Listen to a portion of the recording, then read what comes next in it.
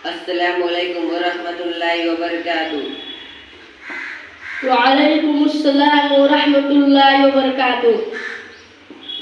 मेरे भाई, मैं आपसे इस्लामी सवाल करूंगा, क्या आप जवाब देंगे?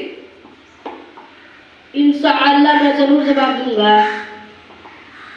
आसमान में सबसे पहली अज़ान किसने दी?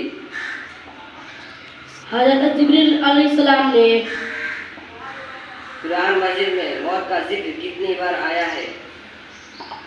145 मरतबा।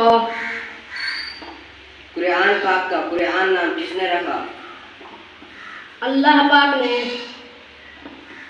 वह कौन सी गुनाह है जो दूसरे करते हैं लेकिन गुनाह आपको मिलता है? वह बुराई जो दूसरे को सिखाते हैं। बहुत बहुत शुक्रिया। अस्सलामु अलैकुम वरहमतुल्लाहि वबरकातुह। वालेकुमुस्सलाम वरहमतुल्लाहि वबरकातुह।